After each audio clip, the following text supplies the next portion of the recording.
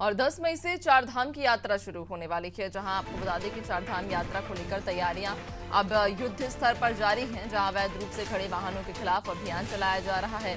आज से ये अभियान चलाया जाएगा। होटल और रेस्टोरेंट मालिकों पर भी कड़ी कार्रवाई की जाएगी। तो आपको बता दें कि 10 मई से चारधाम यात्रा की शुरुआत हो रही है, जिसको लेकर यहां पर स्थानीय प्रशासन तैयारियों में जुटा हुआ है। युद्ध स्तर पर ये तैयारियां की जा रही हैं। इसके अलावा अवैध रूप से खड़े वाहनों के खिलाफ भी अभियान आज से चलाया जाएगा। होटल और रेस्टोरेंट मालिकों पर भी बड़ी कार्रवाई आज की जाएगी। आपको बता दें कि प्रशासन, स्थानीय प्रशासन लगातार तैयारियों में जुटा हुआ है, चूंकि 10 मई से चारधाम की यात्रा शुरू होने वाली है, जिसको लेकर लगातार तैयारियां तेज की जा रही हैं। और इसी क्रम में जो स्थानीय प्रशासन है वो आज अभियान चलाने वाला है। जो अवैध रूप से खड़े वाहन हैं उनके खिलाफ अभियान चलाया जाएगा। इसके अलावा होटल और रेस्टोरेंट मालिकों पर भी कार्रवाई की जाएगी। ज्यादा जानकारी लेंगे, सहयोगी सोनू हमारे साथ लगातार बने हुए हैं। सोनू, 10 मई से चारधाम की यात्रा शुरू होने वाली है और इसको लेकर जो स्थानीय प्रशासन है वो युद्ध स्तर की तैयारियां कर रहा है, लेकिन इसी बीच ये खबर कि अब एक विशेष अभियान चलाया जाएगा, खासतौर पर जो अवैध रूप से वाहन खड़े रहते हैं उनके विरुद्ध ये अभियान रहेगा। क्या अभियान है, किस प्रकार से कार्रवाई होगी? देखिए, मुख्यमंत्री ने हाल ही में अधिकारियों को दिशा निर्देश दिए थे कि यात्रा का संचालन जो है सुव्यवस्थित तरीके से कैसे हो सकता है, क्योंकि बड़ी तादाद में श्रद्धालु बड़े ही मनोभाव के साथ उत्तराखंड की चारधाम यात्रा करने के लिए पहुंचते हैं। और जब यहाँ पहुंचते हैं तो यहाँ की जो व्यवस्थाएं हैं, खास तौर पर विषम भौगोलिक परिस्थितियां हैं और एक सीमित जो एरिया है उसी में यात्रियों को यात्रा करनी होती है। यानी मोटर मार्गों के बहुत ज्यादा चौड़ीकरण की कई ऐसे क्षेत्र जहां पर गुंजाइश नहीं है, क्योंकि पर्वतीय क्षेत्र है। एक और नदी होती है और दूसरी तरफ बड़े बड़े पहाड़ हैं। तो ऐसे में एक सीमित आकार में ही सड़कों का चौड़ीकरण किया जा सकता है। हालांकि केंद्र और राज्य सरकार लगातार मोटर मार्गों के बेहतरी की कार्य भी कर रही है। बावजूद इसके अब ये कोशिश की जा रही है, इस बात को तलाशा गया शासन के स्तर पर कि जो पार्किंग की समस्या है, खास तौर से जो जाम होता है यात्रा मार्गों पर, ट्रैफिक जाम जो होता है, इस जाम को से कैसे यात्री को निजात दिलाई जा सकती है, कैसे उनको सहूलियत उपलब्ध कराई जा सकती है।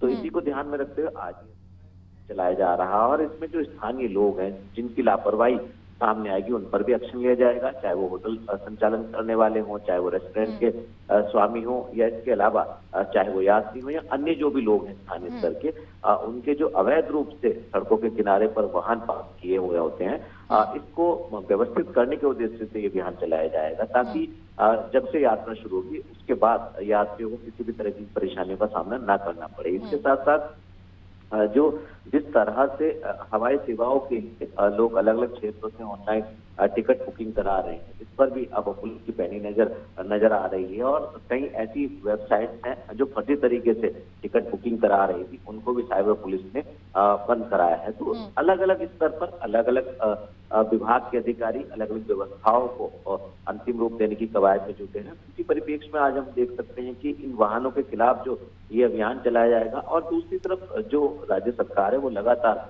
अलग अलग क्षेत्रों में पार्किंग की व्यवस्था को भी व्यवस्थित करने की कवायद में जुटे हैं। तो अब देखना होगा इस अभियान के बाद आखिर कितना लोग सहयोग करेंगे और कैसे इन व्यवस्थाओं को वास्तव में व्यवस्थित किया जा सकेगा।